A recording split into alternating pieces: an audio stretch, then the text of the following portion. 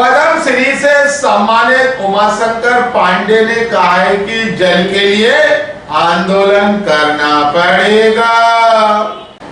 जल संकट मानव के अस्तित्व से जुड़ा एक मुद्दा है, इसलिए आवश्यक है कि जन भागीदारी और सामूहिक प्रयासों से इस समस्या से निपटा जाए।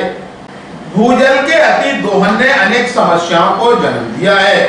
भविष्य में जल संकट एक गंभीर समस्या होगी, इसलिए अभी से लोगों को चेतना होगा, क्योंकि पानी सरकार नहीं समाज का मुद्दा है। देश के जाने माने जल योद्धा और पानी के पहरेदार के नाम से प्रख्यात पद्मश्री उमाशंकर पांडे ने मंगलवार को मीडिया से चर्चा करते हुए यह बात कही। उन्होंने कहा कि 2005 में खेत में मेड़ पर पेड़ अभियान का आगाज कर 2 दशक में सूखे बुंदेलखंड में पानी की बाहर आने वाले पांडे ने कहा कि जल संवर्धन का पहला सिद्धांत है, जल का संरक्षण उसी स्थान पर होना चाहिए जहां जल की बूंदें गिरती हैं। जब पृथ्वी पर गिरी जल की बूंदें अपने स्थान से आगे बढ़ जाती हैं, तो उसके संरक्षण के प्रयास अनर्थकारी हो जाते हैं। खेत जल संरक्षण की एक सामुदायिक परंपरा रही है। हजारों वर्षों के चिंतन मनन के बाद भारत के प्राचीन ऋषि मुनियों ने जल संरक्षण की अत्यंत विश्वसनीय तथा कम लागत वाली संरचनाएं विकसित की थी। ये सारी व्यवस्थाएं समाज पर आधारित थी। उन्होंने कहा कि आज जल का दोहन हो रहा है, कुआं हम पूर रहे हैं, तालाबों पर कब्जा हो रहा है और नदी में हम घर बना रहे हैं। ये हमारी धरोहर है, इन्हें हमें बचाना होगा।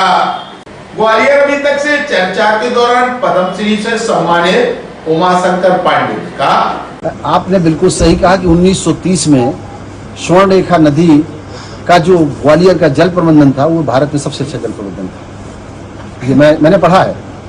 और जो स्वर्ण रेखा नदी है उनको कैसे उनको फिर से उसी रूप में लाया जाए, इस दिशा में हम सब राज्य समाज सरकार सब लोग बैठ करके प्रयास करेंगे। और उसके लिए अगर एक रचनात्मक भूमिका के साथ जन आंदोलन भी करना पड़ेगा तो मैं आऊँगा। उसमें क्या परिस्थिति रही होगी ये तो मुझे नहीं पता है, लेकिन हम सब मिलकर के बैठ करके एक ग्वालियर के कल्याण के लिए जो भी जल प्रबंधन के क्षेत्र में बेहतर से बेहतर हो सकता है उसमें हम कहीं पीछे नहीं रहेंगे। ग्वालियर हम सबका है, ग्वालियर से पूरे देश को संदेश जाएगा। यही भूमि में जन्मे हुए तानसेन राग के माध्यम से पानी को बरसा लेते हैं। साधना उसकी नीतियां गलत नहीं होती। नीति को जो निर्धारित नीचे करते हैं उनके काम करने में प्रचन्न होता है। और भारत सरकार ने तो पैसा दिया ना, नमामि गंगे ने तो पैसा दिया ना। अगर नीचे के अधिकारियों ने अगर उसको व्यवस्थित तरीके से उस जो नदी का जो जितना व्यास था अगर उसको एक पुल में ढांक दिया है तो गलती तो उनकी है। पानी को शुद्ध करने के लिए यंत्र लगाए जाते हैं, उसके बारे में अभी कुछ चर्चा माननीय नंदा जी के साथ में, पांडे जी के साथ में, उनकी टीम के साथ में हुई है। और मैं भी कोशिश करूंगा वो कहाँ लगाए जाए जिससे पानी शुद्ध रहे, अशुद्ध पानी नदी के बीच में ना जाए। एक दिन में कोई काम संभव नहीं है, पर एक दिन जरूर होगा। हाँ, देखिए पूरी दुनिया में जल विश्वविद्यालय नहीं है।